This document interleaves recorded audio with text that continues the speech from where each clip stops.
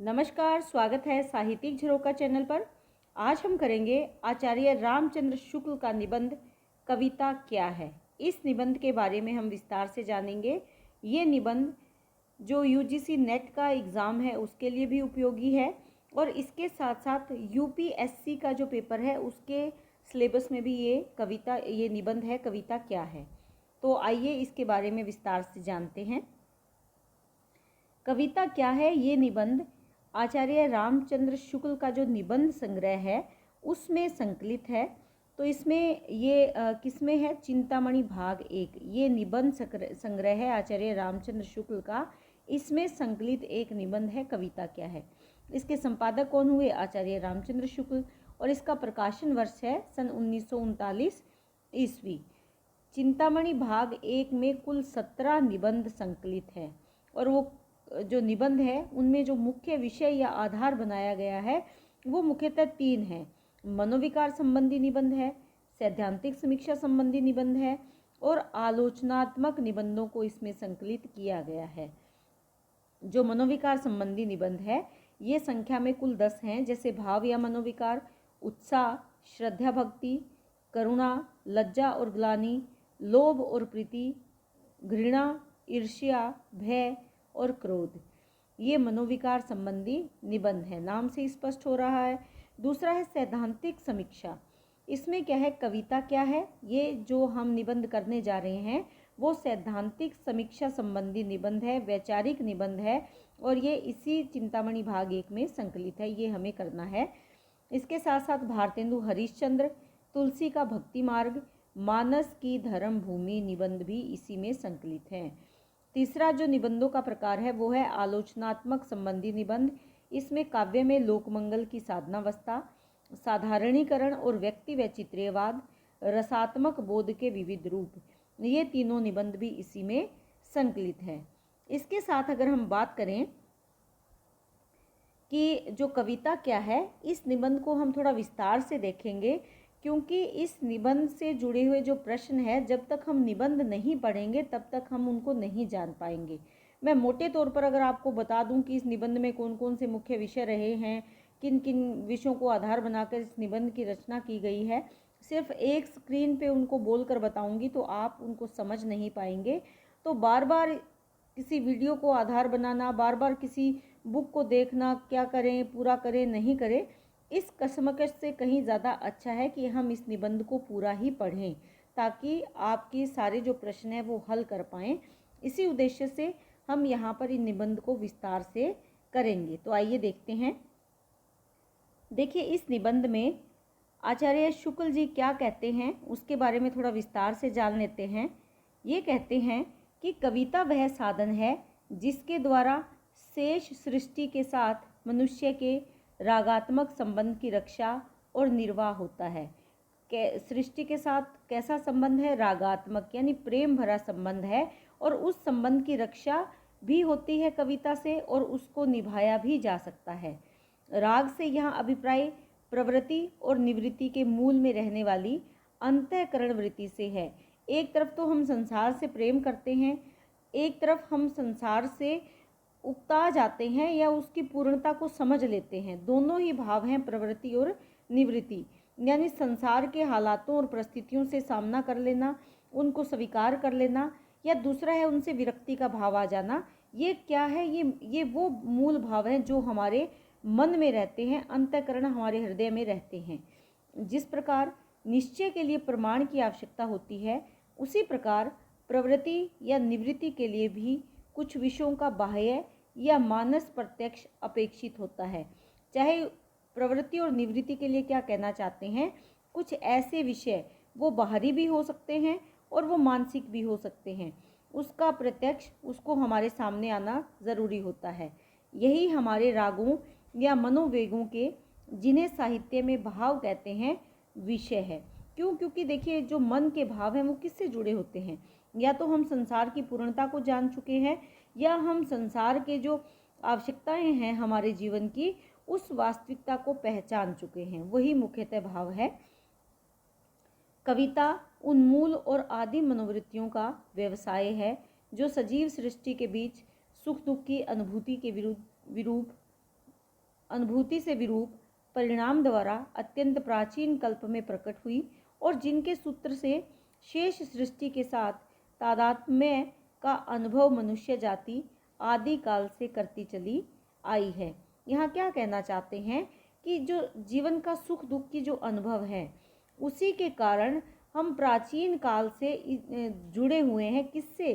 कविता से, क्योंकि कविता हमारे भावों को, हमारे जो अनुभव है, हमारे जो सुख दुख है, उनको अभिव्यक्ति का साधन रही है। वन हो, पर्वत हो, नदी नाले, निर्झर, कदार, पटपर, चट्टान, वृक्ष, लता, झाड़, पशु पक्षी, अनंत आकाश, नक्षत्रा इत्यादि तो मनुष्य के आदिम सहचर हैं। यानी ये सब कब से हैं? नदी नाले, झाड़, पेड़, लताएं, पशु पक्षी, ये विस्तृत आकाश, ये नक्षत्र जो तारे सितारे आकाश में हैं, वो तो उसको तो मानव कब से जानता है? प्रारंभिक समय से, आदिम समय से। लेकिन जो खेत हैं, ढुर्री है, हल, झोंपड़े, चौपाए आदि कुछ कम पुराने नहीं हैं। यानी मनुष्य ने शुरुआत में अपने लिए इन सब चीज़ों को भी आवश्यकता मानकर इनका उपयोग शुरू कर दिया। तो ये भी हमारे जाने पहचाने हैं, ये भी हमारे लिए ऐसा नहीं है कि बहुत नए नए हम इन्हें जानते हैं। इनके द्वारा प्राप्त रागात्मक संस्कार मानव अंतःकरण में दीर्घ परंपरा के कारण मूल रूप से बद्ध है। अतः इनके जैसा पक्का रस परिपाक संभव है। यानी किससे? नदी नालों से और इन सब से तो है ही। इसके साथ साथ जो मनुष्य ने अपनी आवश्यकताओं के लिए चीज़ें ढूंढ ली, जैसे खेत बना लिए, ढुर्री का प्रयोग करना शुरू कर दिया, हल का प्रयोग करना शुरू कर दिया, रहने के लिए झोंपड़े बनाना शुरू कर दिया, चौपाई बनाना शुरू कर दिया, इनसे तो हमारा प्रेम है। और ऐसा प्रेम कल कारखानों, गोदाम, स्टेशन, इंजन, हवाई जहाज इत्यादि द्वारा नहीं है। ये आधुनिक समय की चीज़ें हैं, इन्हें हमने अपनी आधुनिकता के समय में जाना है। ये प्राचीन काल से हमारे साथ जुड़े हुए नहीं हैं, तो इनसे हमारा प्रेम वैसा नहीं है जिनको हम लंबे समय से जानते आ रहे हैं, या जिन चीज़ों का उपयोग हम अपनी आवश्यकताओं के लिए प्रारंभिक अवस्था में करते रहे हैं। तो यहाँ पर क्या बताना चाह रहे हैं कि मानव मन की जैसे भाव हैं, जैसे जीवन की परिस्थितियाँ हैं, सभी परिस्थितियों में जो कविता है वो उसका साधन रही है। यही बताना इस कविता में प्रारंभिक जो इनके विचार हैं उसमें वो यही बताना चाहते हैं। इसके बाद देखते हैं, रागों या वेग स्वरूप मनोवृत्तियों का सृष्टि के साथ उचित सामंजस्य स्थापित करके कविता मानव जीवन के व्यापकत्व की अनुभूति उत्पन्न करने का प्रयास करती है। यानी जो कविता है ये मानव जीवन के साथ जुड़ जाती है, उसके जो मन के जो भाव हैं, मनोवृत्तियां हैं, उसका सृष्टि के साथ उचित सामंजस्य तालमेल स्थापित करके ही मानव जीवन की जो व्यापकता है उस अनुभूति को उत्पन्न करने का प्रयास कौन करती है? कविता करती है। यदि इन वृत्तियों को समेटकर मनुष्य अपने अंतःकरण के मूल रागात्मक अंश को, अंतःकरण हृदय के भीतर के मूल जो राग है, प्रेम है, उसके अंश को सृष्टि से किनारे कर ले, यानी सृष्टि से अलग कर ले, तो फिर उसके जड़ होने में क्या संदेह है। यानी जब अपने मन के भावों को भूल जाएगा, अगर उन भावों से जो सृष्टि के नियम है, सृष्टि में जो मानव आया है वो संसार के नियम से अगर किनारा कर लेगा तो उस वो जड़ के समान है, जड़ जिसमें जीवन नहीं है। यदि वह लहलाते हुए खेतों और जंगलों, हरी घास के बीच घूम घूम कर बहते हुए नालों, काली चट्टानों पर चांदनी की तरह ढलते हुए झरनों, मंजरियों से लदी हुई अमराइयों और अटपर के बीच खड़े झाड़ों को देख क्षण भर भी लीन न हुआ, यदि कलरव करते हुए पक्षियों के आनंदोत्सव में उसने योग न दिया, योग यानी अपनी भागीदारी सिद्ध नहीं की, यदि खिले हुए फूलों को देख वह न खिला, यदि सुंदर रूप देख पवित्र भाव से मुग्ध न हुआ, यदि दीन दुखी का अंतर्नाद सुन न पसीजा, अंतर्नाद यानी हृदय की आवाज़ सुनकर उसके हृदय में कोई भाव उत्पन्न नहीं हुआ, मन से उसे दया का अनुभव नहीं हुआ, यदि अनाथों और अबलाओं पर अत्याचार होते देख क्रोध से न तिल मिलाया, यदि हास्य की अनूठी उक्ति पर न हंसा, तो उसके जीवन में रह क्या गया। और ये सब क्या है? हमारे दैनिक जीवन में होने वाली घटनाएं हैं, हमारे जीवन में अनेक ऐसी परिस्थितियाँ आती है जब हम सुंदर खेत खलिहान बाग बगीचे देखते हैं, सुंदरता को देखते हैं, मानव सुंदरता को देखते हैं, गरीब को देखते हैं। यानी जब इस प्रकार के जीवन में आने वाली परिस्थितियों को देखकर अगर हमारे मन में भाव उत्पन्न नहीं हुए तो हमारा जीवन जीवन नहीं रह जाता, वो कैसा हो जाता है, जड़ के समान हो जाता है। मनुष्य के व्यापार का क्षेत्र ज्यों ज्यों जटिल और सघन होता गया, त्यों त्यों सृष्टि के साथ उसके रागात्मक संबंध में विच्छेद की आशंका बढ़ती ही चली गई। यानी जैसे जैसे मनुष्य का कार्य क्षेत्र बढ़ता चला गया, बढ़ने का मतलब वो मुश्किल हो गया, मनुष्य अपने कार्य में उलझ गया, अपने जीवन को अच्छा बनाने की दृष्टि से, सुंदर बनाने के प्रयास में वो इतना जटिलता में उलझ गया कि उसके मन में जो राग यानी प्रेम का जो भाव है वो समाप्त होने की ओर बढ़ रहा है। ऐसी आशंका और ज़्यादा उत्पन्न हो रही है। ऐसी स्थिति में बड़े बड़े कवि ही उसे संभालते आए हैं और इन परिस्थितियों से, जीवन की जटिलताओं से बाहर निकालने का, किसको, मानव को बाहर निकालने का कार्य किसने किया है, कवि ने। यानी कवि ने मानव हृदय के भावों को समझा और उसके जीवन में जो दुख है, जो वीरानापन है, जो सूनापन है, उसको दूर करने की कोशिश किसने की, कवि ने की। किसके माध्यम से, अपनी कविता के माध्यम से। यही बताना चाह रहे हैं यहाँ पर आचार्य रामचंद्र शुक्ल जी। थोड़ा और देख लेते हैं। जो कुछ अब तक कहा गया उससे यह स्पष्ट है कि सृष्टि के नाना यानी अलग अलग रूपों के साथ मनुष्य के भीतरी रागात्मिका प्रकृति का सामंजस्य ही कविता का लक्ष्य है। यानी प्रकृति के साथ हम जब तक प्रेम का संबंध स्थापित नहीं करते, मानव जीवन और प्रकृति में जब तक सामंजस्य स्थापित नहीं होता, तब तक कविता का लक्ष्य पूर्ण नहीं होता।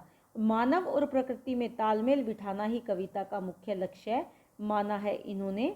वह जिस प्रकार प्रेम, क्रोध, करुणा, घृणा आदि मनोवेगों या भावों पर सान चढ़ाकर उन्हें तीक्ष्ण करती है, उसी प्रकार जनता के नाना रूपों और व्यापारों के साथ उनका उचित संबंध स्थापित करने का भी उद्योग करती है, यानी कार्य करती है। कौन? कविता की बात चल रही है। इस बात का निश्चय हो जाने पर वे सब मतभेद दूर हो जाते हैं जो काव्य के नाना लक्षणों और विशेषतः रस आदि के भेद प्रतिबंधों के कारण चल पड़े हैं। क्योंकि अलग अलग विद्वानों के अलग अलग मत है, कोई किसी को रस मानता है, कोई नहीं मानता, और काव्य के कितने रस हैं, कितने रस नहीं हैं, इस पर सहमति विद्वानों की नहीं है। उसी के बारे में यहाँ पर बात चल रही है। जैसे ध्वनि संप्रदाय वालों का न्यायिकों से उलझना, यानी ध्वनि संप्रदाय के जो लोग हैं वो अन्य विचारकों से उलझ जाते हैं। अलंकारिकों का रस प्रतिपादकों से झगड़ा एक पतली गली में बहुत से लोगों का धक्कम धक्का करने के समान है। यानी रस जैसे विषय पर अलग अलग, कोई कहते हैं कि ध्वनि मुख्य उद्देश्य है रचना का, कोई कहते हैं कि अलंकार मुख्य विषय होना चाहिए रचना का। तो ये क्या है, अलग अलग संप्रदायों की जो लड़ाई है ये बिल्कुल वैसे ही है जैसे एक पतली गली में एक दूसरे को धक्का मुक्की करके बाहर निकलने का प्रयास किया जाता है। वाक्यम रसात्मकम काव्यम में कुछ लोगों को जो अव्याप्ति दिखाई पड़ती है वह 9 भेदों के कारण है। यानी जो वाक्य से उत्पन्न जो रस है वही काव्य है। यानी हम जिन पंक्तियों को पढ़ते हैं उनसे जो रस की उत्पत्ति होती है वही रस वास्तव में कविता है। कुछ लोग इसमें अव्याप्त हैं, यानी इस विचार से सहमत नहीं है। कारण क्या है? 9 भेद, जो रस के 9 भेद मान लिए गए हैं उसके कारण। रस के 9 भेदों की लीक के भीतर सृष्टि में बहुत थोड़े से अंश के वर्णन के लिए श्रृंगार के उद्दीपन विभाव के अंतर्गत उन्हें थोड़ी सी जगह दिखाई पड़ती है। हमारे पिछले खेवे के हिंदी कवियों ने तो उतने ही पर संतोष किया, लेकिन जो रीति के अनुसार षड ऋतु के अंतर्गत कुछ इन्हीं गिनी वस्तुओं को लेकर कभी नायिका को हर्ष से पुलकित करके और कभी विरह से विकल करके वे चलते हुए यहाँ पर क्या बताना चाहते हैं, क्या स्पष्ट कर रहे हैं कि अलग अलग कविता का उद्देश्य क्या है? रस उत्पन्न करना, मन को प्रसन्न करना। तो यहाँ पर कोई औचित्य नहीं बचता कि हम उनके जो भेद हैं उनको लेकर संघर्ष करें, या उनको लेकर तनातनी करें, बिल्कुल वैसे ही एक पतली संकरी गली में एक दूसरे को धक्का मुक्का देने से कोई लाभ नहीं है। यहाँ रीति संप्रदाय की बात कर रहे हैं कि रीति के अनुसार षड ऋतु, जो ऋतुएं अलग अलग ऋतुएं आती हैं, उसमें कुछ एक वस्तुओं को लेकर नायिका को या तो कभी तो उसे खुश दिखाया जाता है या विरह से व्याकुल करके चलते हुए।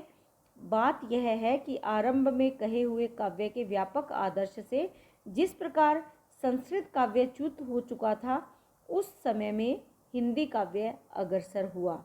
यानी इसमें कहने का तात्पर्य क्या है कि ये सब मतभेद कविता के दृष्टि से अगर देखें तो कोई उचित नहीं है। और जिस समय संस्कृत काव्य अपने उद्देश्य से भटक गया था, अलग हो गया था, उस समय में ये कार्यभार किसने संभाला? हिंदी काव्य में, यानी हिंदी कवियों ने इसे संभाल लिया था। इससे उसमें सृष्टि वर्णन का व्यापक समावेश न हो पाया। यह कमी केशव की लीक पीटने वाले कविंदों में नहीं है, प्रत्युत उनसे पहले के वास्तविक काव्य, महाकाव्य, आख्यान काव्य रचने वाले बड़े बड़े कवियों में भी पाई जाती है।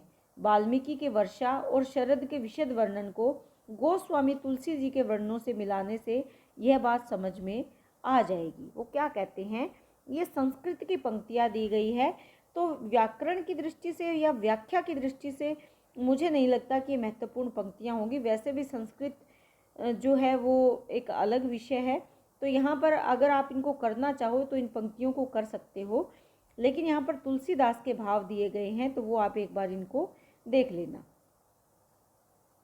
इसके बाद एक पेज और देख लेते हैं, इसमें थोड़ा सा यहाँ पर तुलसीदास के जो भाव हैं उसके बाद कहते हैं कि कहाँ प्रकृति का वह सूक्ष्म निरीक्षण, कहाँ उदाहरण की ओर यह टूटना, यानी प्रकृति को सूक्ष्मता से देखना, और कहाँ उदाहरण की ओर टूटना, यानी उदाहरणों पर बल देना। बाबा जी की दृष्टि यथा नवही बुधा विधा पाए, इस उपदेशात्मक वाक्य की ओर अधिक जान पड़ती है। इसमें बताना क्या चाहते हैं कि यहाँ पर सूक्ष्मता समाप्त हो गई है।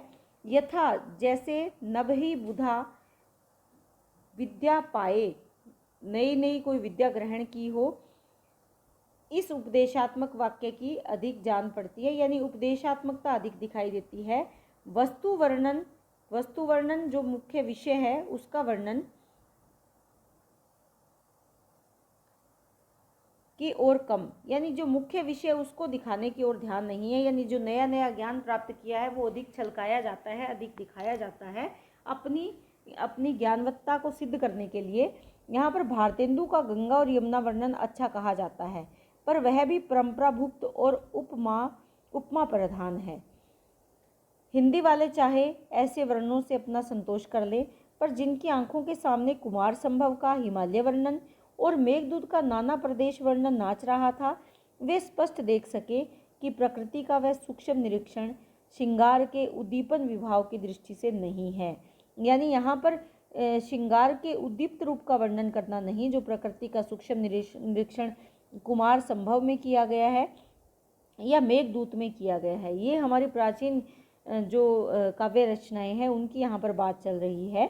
शुद्ध वर्णन के निमित्त यानी उद्देश्य से, शुद्ध वर्णन के लिए दृश्य अंकित करने के निमित्त है। उन्होंने रस की 9 नालियों के भीतर ऐसे शुद्ध वर्णनों के लिए कोई गड्ढा न पाकर रसात्मकम वाक्य से असंतोष प्रकट किया, पर असंतोष नाली बनाने वालों के प्रति होनी चाहिए था, रस के सिद्धांत के प्रति नहीं। यानी जिन्होंने रस का सिद्धांत बनाया उसके प्रति ऐसा भाव नहीं रखना चाहिए। प्राकृतिक दृश्यों के वर्णन में एक प्रकार का रस अवश्य है, चाहे उसे अनिर्वचनीय कहे, चाहे उसका कोई नाम रख दे। यानी यहाँ क्या कहना चाहते हैं कि प्राकृतिक जो दृश्य हैं उसमें एक विशेष रस उत्पन्न होता है। जब हम उनको देखते हैं तो मन में विशेष रस का भाव आता है। उसे हम कह सकते हैं कि वर्णन नहीं किया जा सकता, या हम उसका कोई नाम भी रख ले, चाहे उसको किसी रस के भीतर कीजिए। कार्य में प्रवृत्ति यदि क्रोध, करुणा, दया, प्रेम आदि मनोभाव मनुष्य के अंतःकरण से निकल जाएं तो वह कुछ भी नहीं कर सकता।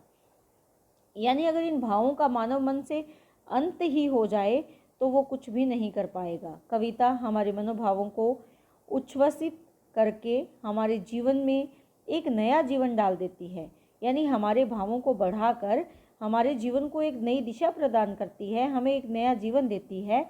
हम सृष्टि के सौंदर्य को देखकर मोहित होने लगते हैं। कोई अनुचित या निष्ठुर काम हमें असह्य होने लगता है। हमें जान पड़ता है कि हमारा जीवन कई गुना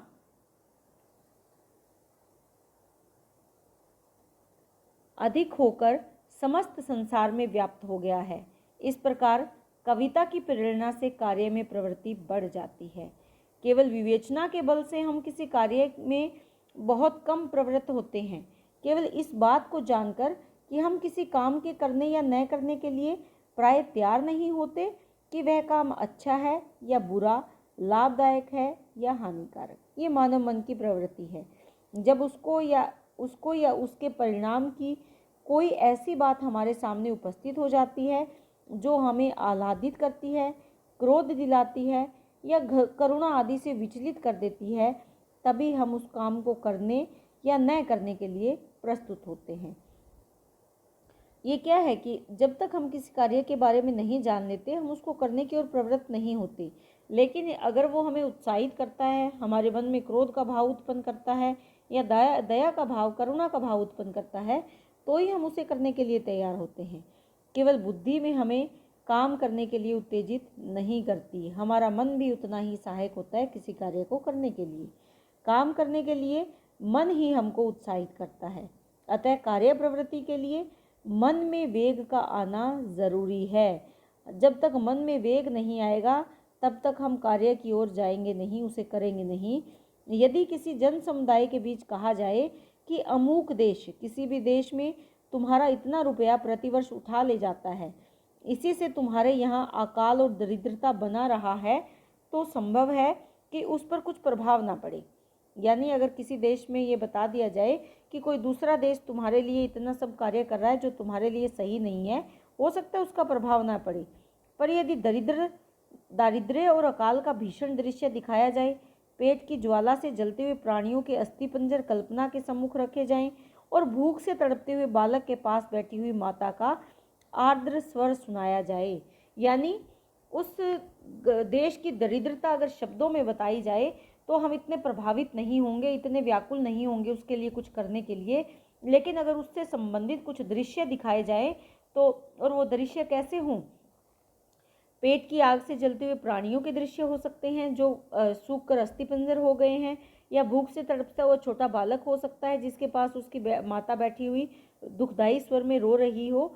तो क्या होगा, हमारे मन में एक भाव जागेगा उसके प्रति, करुणा का, दया का, या हम उस कार्य को करने के लिए, हम उस देश को रोकने के लिए, या उस जो भी हमसे बन पड़ेगा हम वो कार्य करने के लिए तैयार हो जाएंगे। तो इसमें क्या बताना चाहते हैं कि कविता जो हमारी परिस्थितियां हैं, जो हमारे भाव हैं, जो मन के भाव हैं, उनको बताने में कविता हमारी सहायक सिद्ध होती है। वो चाहे किसी भी प्रकार की जीवन की परिस्थितियां हो, सभी परिस्थितियों में कविता हमें एक नया जीवन देती है, नए मार्ग पर अग्रसर करने में सहायता करती है। और ये कार्य किसके द्वारा किया जाता है? कवि के द्वारा, क्योंकि जो कविताएं हैं ये समाज का दर्पण है। जिस प्रकार साहित्य को समाज का दर्पण कहा गया है, तो काव्य भी तो उसी का एक रूप है। तो कवि भी जैसा आसपास देखते हैं, मानव मन की जैसी परिस्थितियां देखते हैं, उनको अपने काव्य के माध्यम से अभिव्यक्त करते हैं। यही यहाँ पर शुक्ल जी बताना चाहते हैं। तो उम्मीद करती हूँ कि हम जो इस तरह से पढ़ रहे हैं ये आपके लिए उपयोगी सिद्ध होगा। एक बार जब आप इसे समझने की कोशिश करेंगे तो इसके प्रश्न आप आसानी से हल कर पाएंगे। इसी के साथ बहुत बहुत धन्यवाद। वीडियो अगर अच्छा लगे तो कमेंट ज़रूर करें, और विशेषकर इस वीडियो के बारे में आप राय ज़रूर दें कि क्या इस प्रकार से ये निबंध करना आपको ठीक लग रहा है। तब तो मैं इसका आगे का वीडियो बनाऊंगी, नहीं तो और कोई तरीका देखते हैं। तो इसी के साथ बहुत बहुत धन्यवाद।